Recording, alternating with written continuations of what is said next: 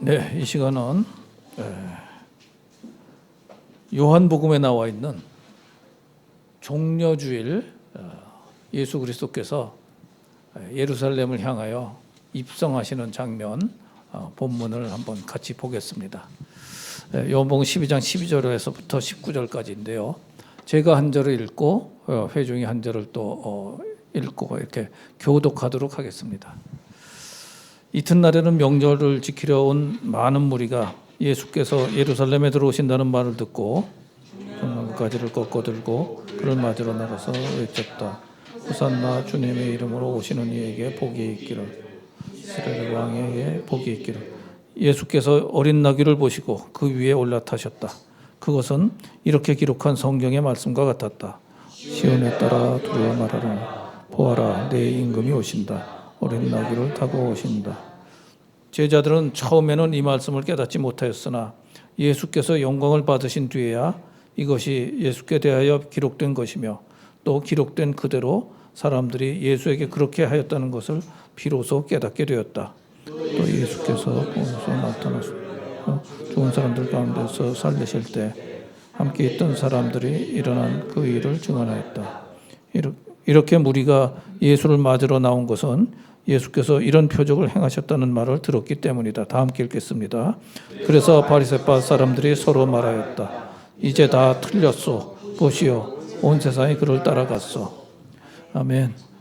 네, 오늘 말씀을 보면서 정말 드리고 싶은 말씀들이 많은데 아주 기본적인 말씀을 우선 좀 드리려고 그래요. 뭐냐면은 우리가 이 말씀을 읽을 때 과연 어떻게 읽어야 되는가? 그 몇 가지 사항을 이걸 기억을 하시면서 오늘의 말씀을 함께 묵상하도록 하겠습니다. 첫째는 말씀을 억지로 풀지 말라 혹은 내 맘대로 자기 멋대로 풀지 말라. 많은 사람들이 자기 패러다임을 가지고 있어요. 신앙에 대해서도 자기 패러다임을 갖고 있습니다. 이것이 어떤 때는 도움이 되지만 어느 수준이 지나면은 그거에 매여서 하나님 주시는 그 메시지에 오픈이 안 돼요. 그래서 말씀을 내 마음대로 자기 소견에 오른 대로 그렇게 해석하지 말라. 두 번째, 그러나 거룩한 상상력을 동원하라. 이 말씀을 국어로만 읽으면은 하나님이 의미하시는 그 메시지를 캐치하기가 굉장히 어렵습니다. 그래서 우리가 그 이해력, 문해력 다 필요하고 거기에 그때 상황에 대한 그 상상력이 좀 필요해요. 그리고 그 상상력과 함께 추론할 수 있는 능력이 필요합니다. 그래서 이게 이때 이렇게 기록됐지만 이 배경은 이렇고 그런 것들은 이제 같이 우리가 동원을 해야 되는데 그러려면은 성경 지식도 자꾸 이렇게 늘어나야 되고 그리고 묵상해서 자기가 깨닫는 부분도 늘어나야 되고 묵상할 수 있는 능력도 성장을 해야 돼요. 그래서 이런 그 거룩한 상상력과 추론 능력도 점점 키워나가야 됩니다. 근데 무엇보다 중요한 거는 그런 자신의 그 수준에 더하여 하나님께 기도를 해서 하나님 도와주십시오. 깨닫게 해주십시오. 하나님 주시는 메시지가 뭔지 내 능력만으로는 도저히 알 수가 없습니다. 성령의 도움이 아니면 안 된다는 것을 꼭 기도를 해야 합니다. 그럴 때 주어지는 인사이트, 그럴 때 주어지는 어떤 깨달음은 이거는 나의 지성이나 나의 능력, 지식 이것들을 초월하는 것들이 주어지지요. 그러면서 하나님에 대한 이해 또 성령의 역사에 대한 이해 이런 것들이 우리 소위 인투이티브하게 뭐라 그러나요? 그 직관적인 그런 능력도 점점 성장을 해나갑니다. 그리고 제일 중요한 것은 그날 읽은 본문, 그날 설교에서 쓴 본문에서 그래서 하나님이 오늘 주시는 메시지는 무엇이지 나에게? 무슨 말씀하시는 거지? 이게 똑같은 본문을 가지고 똑같은 설교를 들어도 각자가 다를 수가 있어요. 그래서 그거를 붙들고 그 말씀대로 살아내는 것이 제일 중요합니다. 오늘 여러 가지 이제 장면들이 나와요. 여러 가지 사람들이 등장을 하고 이것들 우리가 같이 보면서 함께 이제 이런 과정을 거쳐봤으면 좋겠습니다. 첫 절에 이렇게 나와요. 이튿날에는, 이튿날이라고 기록을 하실 때는 그 전날이 있다는 얘기예요. 무슨 말씀을 쭉 하시고 그 다음 날에는 이런 일이 벌어졌다, 이런 얘기거든요. 그 다음 날이 무슨 얘기예요? 그 전날은 이게 공관복음하고 요한복음에 대해서 그 학자들의 의견이 조금 다른데, 예수님이 십자가에 달려서 돌아간 시간이 언제냐? 그 마태복음에 보면은 제9시에 소리 지르고 돌아가셨다고 그래요. 그러면 유대인들의 제9시는 우리 현대인들이 보고 있는 오후 3시예요. 오후 3시인데 또 한 가지 유대인들에게 하루는 저녁 6시부터 다음날 저녁 6시까지예요. 그러면 요한복음에 있는 쪽을 따르는 것이 더 낫다고 보여집니다. 무슨 얘기냐? 소위 성금요일 날 오후 3시에 돌아가셨다, 이렇게 보는 것이 좀 이해하기도 쉽고 합당하게 보여져요. 그러면은 이 오늘 장면이 벌어진 날은 성금요일보다 닷새 전, 말하자면 우리로 말씀드리면요, 4월 3일이 성금요일이죠. 그래서 오늘이 실제로 입성하신 날로 계산하는 게 맞습니다. 그러면 입성하시기 전날 있었던 일은 요한복음 12장에 의하면은 무슨 사건이 있느냐? 1절부터 보면은 마리아가 예수님 발에다가 향유를 붓는 사건이 있어요. 그걸 보면서 가룟 유다가 비난을 해요. 그러고 난 다음에 그 바리새인들이 나사로 건으로 인해서, 나사로가 죽은 거는 직전은 아니고 아마 한 달 내지 2달쯤 전 사건일까? 몇 주 전의 사건일까? 이렇게들 이제 추정을 합니다. 명백하지는 않아요. 그것이. 그러니까 나사로 때문에 예수님의 인기가 상승을 하니까 바리새인들과 대제사장들은 인기가 다 절로 갔어? 내가 대제사장인데? 이러면서 이제 도저히 안 되겠다, 이젠 더 이상 못 참겠다, 죽이자, 이렇게 됐던 거죠. 그래서 그 모의를 하는 장면까지도 또 나옵니다. 여기 그 앞부분에. 이런 배경 속에서 이제 오늘 이 장면이 나와요. 오늘 장면 보시면은 누가 이 종려나무가지를 들고 이렇게 환호를 했어요? 누가? 명절, 유월절을 지키러 온 수많은 유대인들이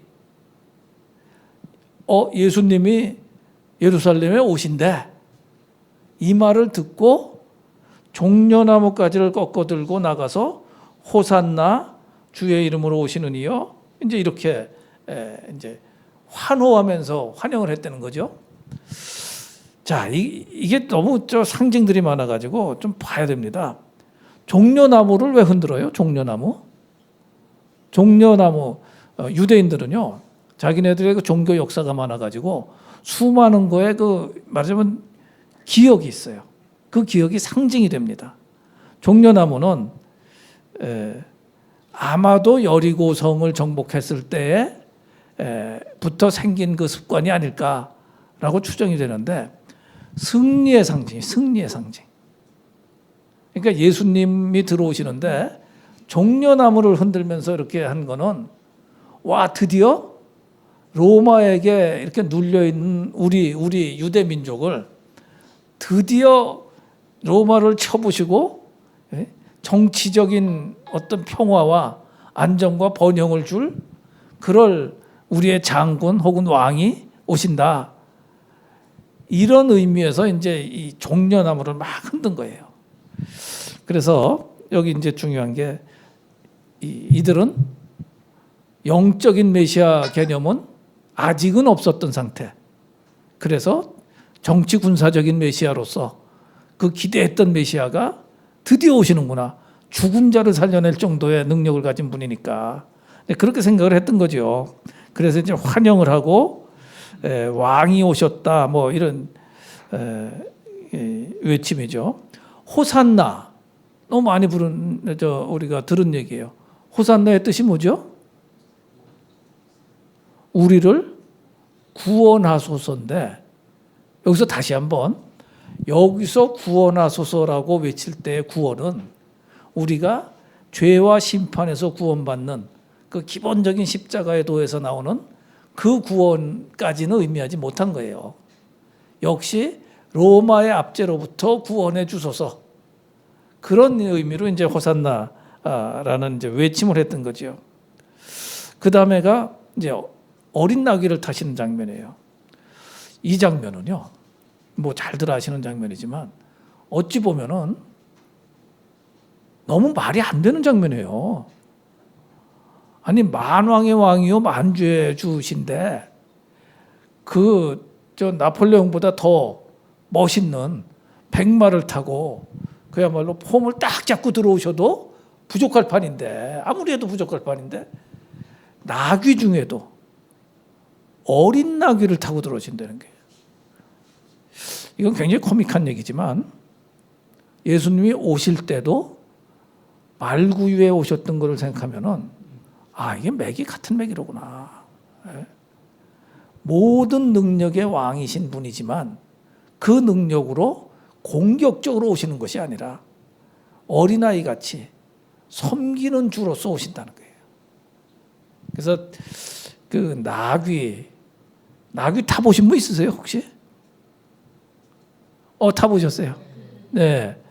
나귀 중에도 어린 나귀는 아마도 발이 땅에 닿을 정도일 거요. 어른이 타면은 어떠세요? 발이 땅에 안 닿았어요?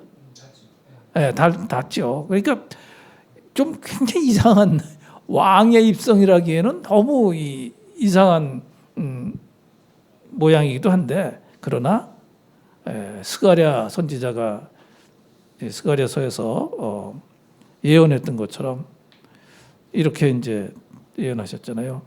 내 왕이 내게 임하시나니 그는 겸손하여서 나귀를 타시나니 이 예수님이 나귀를 타신 게 겸손해서 타셨다고 스가랴가 예언을 해요. 겸손해서. 그 얘기는 뭐냐? 가진 모든 능력을 동원해 가지고 모든 위험을 나타내는 것이 아니라는 거예요. 정말 낮은 자리로 오셨다는 거죠.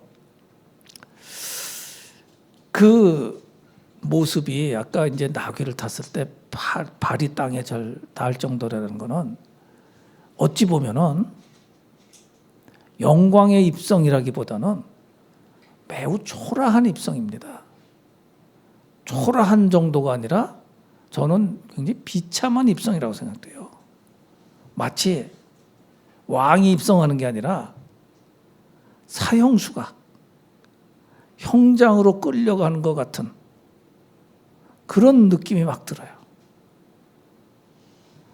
아니 예수님이 왜 이렇게 나귀 중에도 어린 나귀를 타셔야 돼요? 그런데 그 모습 자체가 우리에게 주시는 게 고린도전서 13장에 나오는 그 사랑에 대한 얘기 쭉 나오잖아요. 거기에 이런 말씀이 나와요. 사랑은 교만치 아니하며 혹은 무례히 행치 아니하며. 예수님의 마음을 잘 이렇게 들여다봅시다. 제가 이 마음에 대한 얘기 조금 이따 더 말씀을 드릴 텐데요. 내가 왕이야 이러고 들어오시는 게 아닌 거예요. 네? 어찌 보면은 우리를 불쌍히 여기시던 마음이 너무 가득 차서 그러나 사형수로 들어오시는 거 아니에요. 사형수. 세상 사람들은 아직 재판 안 했지만 예수님 본인은 이미 잘 알고 계신 거예요. 내가 이들을 위해서 죽어가야 될 사형수로 들어오는 거야. 이러고 이제 들어오시는 거예요. 그러니까 이 장면을 제자들이 16절에 이렇게 나오죠. 처음에는 이 말씀을 깨닫지 못했는데 이게 예언의 성취구나. 하나님이 원래 뜻하셨던 이 기가 막힌 반전 드라마를 스가랴 선지자를 통해서 미리 말씀하셨고 그 말씀이 이제 이루어진 것이구나라고 제자들은 그 사건이 지난 다음에 깨달았다는 겁니다. 그리고 그 바리새인들의 말씀을 한번 보세요. 바리새인들이 말씀이 아니라 바리새인들이 하는 얘기를 보면은 그 한글 번역본에 따라 조금 다른데 표준세 번역은 이렇게 얘기합니다. 이제 다 틀렸어. 다 틀렸어. 보시오, 온 세상이 그를 따라가지 않소. 이게 무슨 얘기예요? 좀 더 우리 현대어로 얘기하면 우린 망했다. 이런 얘기야. 저 엄청난 기적을 일으킨 사람이 이제 드디어 예루살렘까지 들어왔으니까 우린 다 쫓겨나는 거야. 자기들의 안위가 걱정되는 거죠. 자, 여기 보면요, 굉장히 여러 가지 대조가 나와요. 몇 절 안 되는 절이지만 그거를 이제 몇 가지 각도에서 한번 보겠습니다.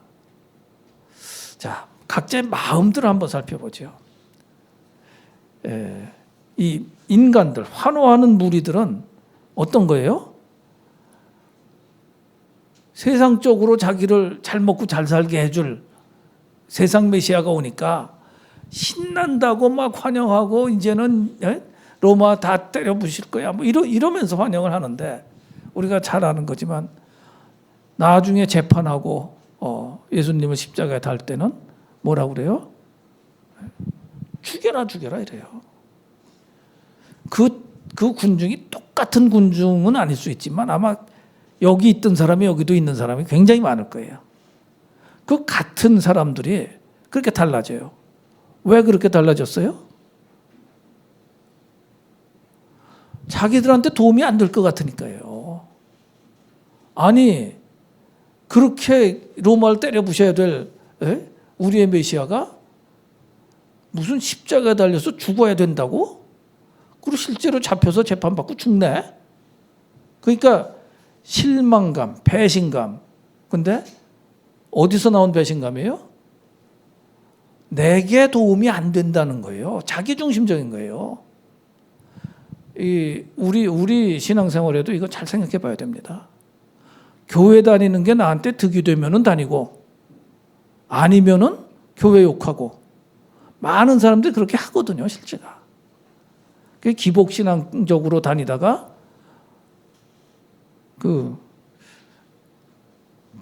제가 중국에서 실제 겪은 얘기 하나 말씀드릴게요. 홍콩에서 선교하시던 선교사님이 계셨는데 중국 사람들이 그 쓰레기통에 갖다 버린 그 도자기로 된 우상들 그걸 보면서 너무 웃긴다고 그러는 거예요. 무슨 얘기를 하냐. 이 사람들이 얼마나 실제적인지 슈퍼마켓에 가서 우상을 사와요. 사와가지고 이제 높은 데다 쫙 놓고서 돈 많이 벌게 해달라고 싹싹싹싹 빌어. 빌다가 각자가 정한 기간이 있어요. 어떤 사람 2주, 어떤 사람 1달. 1달이 지나도 돈 벌 기미가 안 보이잖아요. 그럼 갖다가 내다 버리고 새 우상을 사와. 그리고 거기다 대고 싹싹 빌어요.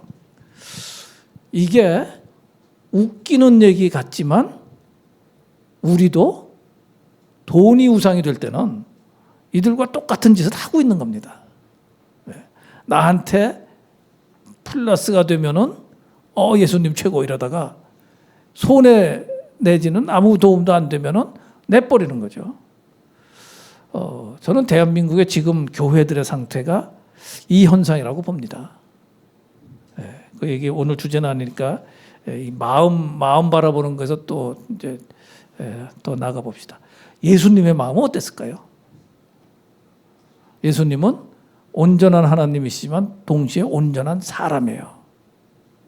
사람이 자기가 죽을 줄을 알고 죽을 자리에 가면은 그야말로 복음을 받아들이고 온전히 회심한 사람이 아니면은 덩치가 크던 담대하던 어쩌던 정말 오줌을 지리고 뭘 싸고 그런데요. 그만큼 자기 죽을 자리로 가게 되면은 그 두려움과 모든 것들이 그 사람을 압도를 해버립니다.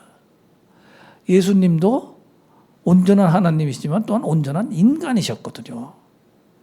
그러니까 이분이 죽어야 되는 자리로 가는 거예요. 그러니까 오죽하면은 할 수만 있다면 이 잔을 내게서 옮겨주십시오라고 기도를 했을까요? 물론 두 가지가 있습니다. 하나는 인간적으로 그 고통과 두려움, 또 조롱, 수치 이런 거 피해달라는 면도 있지만 그 예수님이 그 기도하실 때는 사실은 더 큰 부분은 그 하나님과 2박 3일이지만 하나님과 완전히 떨어져야 됩니까? 이런 또 영적인 그 고통, 이거를 이제 너무너무 크게 싫고 용납할 수 없기 때문에 피할 수 있으면 피해 주십시오. 이렇게 기도를 했던 것이죠. 여하간 그 두 가지를 다 생각을 해볼 때 예수님은 입성을 하는데 사람들은 철없이 종려나무가지를 흔들어요. 철없이. 그리고 나귀를 타고 들어가세요. 이게 일종의 행위예술같이 보여주시는 거거든요. 그러고 막 들어가세요.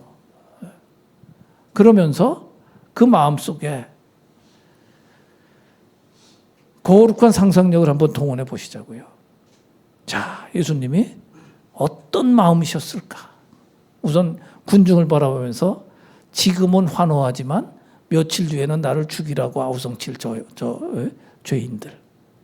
근데 그들을 살리고자 내가 들어가는 거야. 하나님, 아버지의 뜻이 아니면은 이 길 나도 못 갑니다. 아버지의 뜻이 아니면 나도 이 길 못 갑니다. 이렇게 생각하지 않으셨겠어요? 그러나 내 뜻대로 가는 것이 아니라 아버지의 뜻이 이루어지기 때문에 순종하면서 갑니다. 저는 예수님이 하나님이시지만 이때 사실은 환호성을 들으면서도 비장한 표정이 아니셨을까? 이렇게 생각이 돼요. 아주 비장한 표정으로, 그리고 착잡한 표정으로, 여러 가지가 교차되는 마음으로 들어가신 것이 아닐까. 하나님 아버지는 무슨 마음이셨을까요? 이 장면을 보시면서. 나중에 보시면요, 예수님 돌아가실 때 하늘이 빛을 잃고, 그런 장면이 나와요. 그건 뭐예요? 하나님의 슬픔을 표시하는 거예요. 내 뜻에 순종해서 가지만 나의 가장 사랑하는 외아들, 삼위일체로서 서로 살아가는 이 사이에서 순종하고 자기를 희생하기 위해서 가는 거예요. 저는 이렇게 말씀드리고 싶어요. 도대체 이 사랑의 정체는 뭐냐? 하나님의 이 사랑의 정체는 뭐냐? 우리 인간은, 신학자들은 뭐라고 설명을 엄청 하지만 제가 보기에는요, 하나님의 이 사랑은 설명 불가예요. 이해 불가합니다. 인간이 하나님의 이 사랑을 이해한다고 말하면 그 사람은 내가 보기엔 거짓말하는 거예요. 다만 하나님이 우리를 죄인이라고 노아 사건 때 진멸하셨던 것처럼 진멸하지 않으시고, 그래도 어떻게든 하나님의 백성을 만드시겠다고 자기의 정말 이 부자라는 표현이 좀 그렇지만 정말 하나님과 같은 마음을 갖고 있는 이 성자 예수님을 죽이시기까지 하면서 죄인들을, 자기를 배신한 자들, 배신한 정도가 아니라 거역하고 하나님을 갖다가 적대시까지 했던 이런 죄인들을 살리겠다고 자기 아들을 내어주시는 이 마음은요, 이거는 우리가 이해 못합니다. 제가 보인 거래요. 정말 저는 이해 못해요. 이 사랑은 우리가 상상할 수 없는 사랑이고, 그런데 참고 보내시는 거예요. 참고. 우리 중에 이제 아들 가진 분들 많으신데, 외아들 가진 분이라면 그 외아들을 왜? 남들을 살리기 위해서 내어준다. 그거 할 수 있다고 그러면 난 그 거짓말이라고 생각해. 누가 그걸 할 수 있어요? 하나님은 그걸 하시는 거예요. 그래서 오래 참기도 하시고 자기 유익을 구하지 아니하시고 여러 가지를 표현할 수 있지만 하나님의 진짜 이 큰 사랑은 표현 불가다. 그렇게 생각을 합니다. 다만 너무나도 감사한 거는 하나님이 그런 분이시라서 너무 감사한 거예요. 네. 우리가 상상할 수 없는 사랑을 우리에게 주시는 분이기 때문에 아유 살았다. 다행이다. 네. 감사하다. 안 그랬으면은 우리는 형편없는 쓰레기 같은 존재로 그렇게 갈 수밖에 없는 거였죠. 성령님은 이때 어떤 역할을 하셨을까? 아마도 이거는 저의 이제 나름 거룩한 상상력인데 하나님을 위로하시지 않았을까? 또 주님께 예수님께 이 지지를 하면서 힘내세요. 이거 이렇게 서포트 하시지 않았을까? 그런 생각이 듭니다. 이거에 비하면은 참 얼굴을 들 수 없는 게 이 바리새인의 마음이에요. 바리새인의 마음은 뭡니까? 그 자기 욕심, 또 제일 위험한 게 자기 패러다임이에요. 이들의 그 바리새인들은 자기들이 하나님을 가장 잘 섬기고 있다라고 착각을 하고 있었거든요. 네, 현대에서도 제일 무서운 게 특히 이 하나님을 섬긴다고 하는 교역자들 혹은 직분자들에게 위험한 게 자기의예요. 자기의. 네. 내가 이렇게 섬기는 것이 마땅해? 내가 얼마나 헌금을 많이 했는데? 내가 얼마나 사역을 많이 했는데? 수십 년을 내가 그 교회에서 많은 사람들을 살려냈는데? 근데 지금 성령 충만하지 않으면 과거에 살려낸 건 제가 보기엔 아무 의미가 없어요. 그래서 영적 전쟁이 어려운 거예요. 과거에 한 거 가지고선 훈장일 뿐이지 자기 의라는 위험에 빠지게 만들어버려요. 우리도요, 하나님을 잘 섬기는 분들이시지만 이런 위험에 빠지지 않기를 예수님 이름으로 축원합니다. 자기 의에 빠지면요 참 추해지고 반드시 따라오는 게 거짓말을 하게 돼 있어요. 지금 실제로 성령 충만하지 않은데 자기 의에 빠져 있으니까 성령 충만한 척을 하게 되거든요. 자기가 주 안에서 영적으로 더 크다라고 남을 무시하면서 그런 언행을 하게 돼 있어요. 하나님 보실 때 얼마나 말도 안 되겠어요, 이거는. 하나님이 보실 때 과연 지금 나의 모습, 나의 말, 나의 행위가 기뻐하시는 것일까? 이게 제일 중요한 거거든요. 근데 그게 아니고 자기가 자기를 칭찬해. 내가 이만큼 했는데 이거에 빠지면 안 됩니다. 주님이요, 십자가에 달려 돌아가신 목적 중에 하나가 제자들로 하여금 자기 의에 빠지지 말라. 세상 종교 지도자들로 하여금 자기 의에 빠지지 말라 하는 그거를 몸으로 또 보여주신 거예요. 그거를. 네. 너희들이 정말 너희 자신을 다른 사람 위해서 내어주는 거 맞아? 거짓말하지 마. 너 자신 위해서 그러는 거 아니야? 예. 몇 가지만 조금 간단하게 더 보겠습니다. 마음도 그렇지만요. 예. 우리가 이 정체성이라는 면에서도 한번 봐야 돼요. 삼위일체 하나님은 어떤 분이에요? 이분들이 창조주고 지금도 살아서 통치하시는 분들이고 심판주가 되실 거거든요. 물론 이제 대표적으로 예수님이 앞장서서 심판주가 되시지만, 그런데 이 인간들은 자기가 통치자라고 착각을 많이 해. 작은 일에서부터 큰 일까지. 조금 돈이 생기면, 조금 권력이 생기면 자기들이 금방 하나님 자리에 올라갑니다.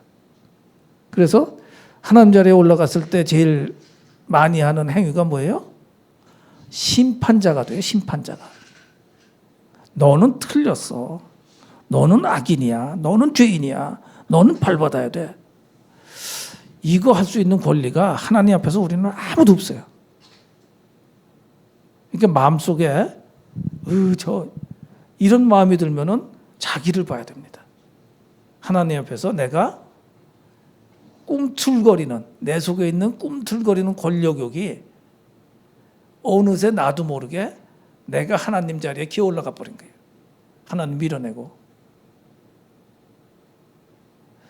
정체성을 잃어버린 거예요. 우리는 피조물이죠. 창조주가 만드신 피조물이고 피통치자입니다.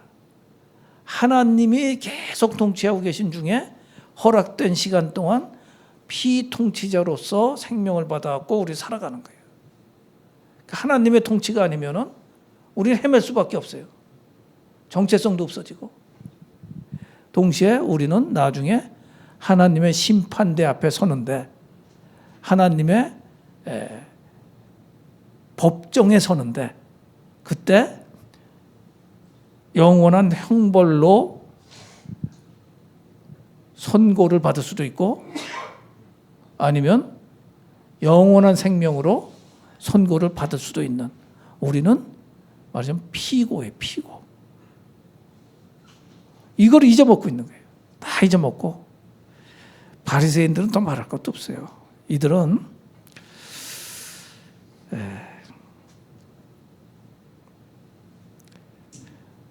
그 겉과 속이 달라지는 게 제일 문제거든요. 그러니까 권력을 추구하고, 또 예수님 뭐래요? 저도 돈을 좋아하는 자들이라. 근데 딱 이 우상이 있으면은 뭐가 문제가 되냐면은 반드시 비교를 하게 돼. 비교하고 시기 질투를 하게 돼요. 대한민국에 이게 굉장히 심합니다. 입시 지옥을 거쳐 나온 모든 사람들은 교육에서 그렇게 만들었어요. 1등, 2등, 1등부터 꼴등까지 줄을 세워. 그거 가지고 맨날 비교를 하게 돼요. 이게 지금 헬조선이라는 말이 나온 게 저는 거기서부터 나왔다고 생각해요. 비교를 해가지고 누구는 위너고 누구는 루저야. 맨날. 그러면은 모든 사람이 딱 1등을 하지 않으면 이건 만족이 안 돼요. 근데 그런 일이 있을 수가 없잖아요. 그 한 번 1등 했어도 또 딴 놈이 더 잘 나가고. 그러니까 다 지옥이야. 하나님이 없으면. 하나님의 특별한 은혜로 생명을 얻고 이 땅에 태어났다는 사실을 모르면, 그리고 하나님의 은혜로 우리가 이 생명을 지속하고 있다는 사실을 잠시라도 까먹으면, 그러면 당장 비교하고 이런 상황에 들어갑니다. 중요한 거는요, 이런 모든 인간들의 죄성에도 불구하고 오늘 장면을 보면은 하나님의 뜻은 이루어진다는 것을 성경은 선포하고 있는 거예요. 네. 그래서 때가 참에 주님을 이 땅에 보내시고, 때가 참에 죽음의 자리로 보내시고, 그래서 예수께서 순종하셔가지고 우리 죄를 대신 지고 죽으셨기 때문에 우리에게 구원의 길이 열렸고, 그리고 예수님을 부활시키신 것처럼 우리도 영생의 길로 인도하실 것입니다. 그래서 아무리 사단이, 아무리 적그리스도들이 회방할지라도 하나님의 뜻은 이루어진다. 그래서 그것을 믿고 사단에게 속지 마시기를 바랍니다. 오늘 받은 메시지를 어떻게 정리할 것인가, 그것만 한번 잠깐 보겠습니다.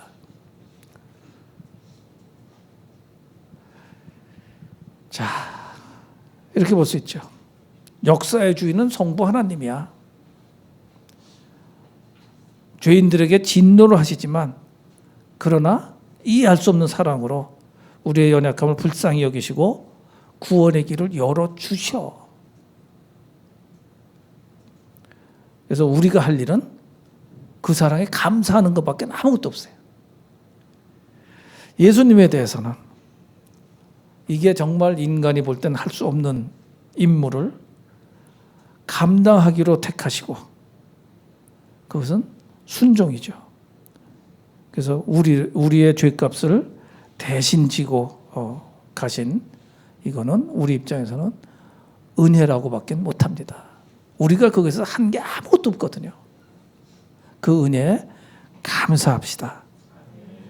성령 하나님, 성부 하나님 위로하시면서 성자 예수님이 그 모든 과정을 가실 수 있도록 힘을 보태셨던 성령 하나님, 그 하나님이 우리 가운데도 계시면서 우리가 이겨내기 힘든 모든 영적 전쟁을 힘을 주심으로 이겨내게 도와주세요.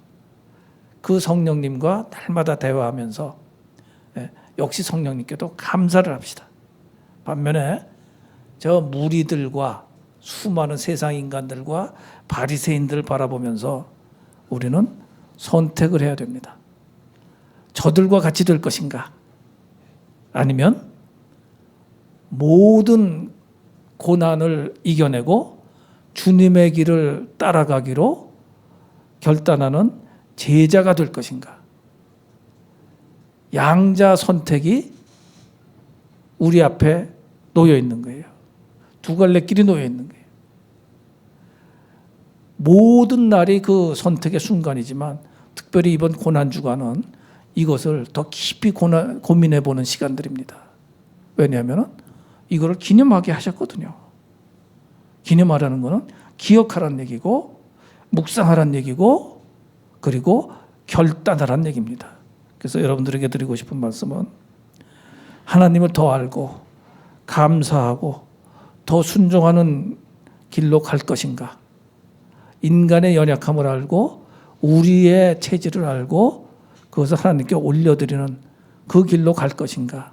아니면 믿지 않거나 믿으면서도 착각하고 있는 수많은 무리들 그들의 길로 갈 것인가? 이 선택은 우리들의 몫입니다. 깊이 생각하시고 바르게 선택하시는 그런 은혜가 우리 모두에게 있기를 바랍니다. 기도하시겠습니다. 하나님, 아버지의 그 사랑, 그리스도의 그 은혜를 저희들이 어찌 이해할 수 있겠습니까? 하나님, 그러나 말씀을 저희들이 읽으면서 조금씩 하나님과 예수님과 성령님과 공감해 나가기를 원합니다. 그리고 깨닫고 공감하는 만큼 주님의 명령에 순종하기를 원합니다. 성령님, 우리를 도와주셔서 저희들이 그 길을 잘 갈 수 있게끔 인도하옵소서. 예수님 이름으로 기도했습니다. 아멘.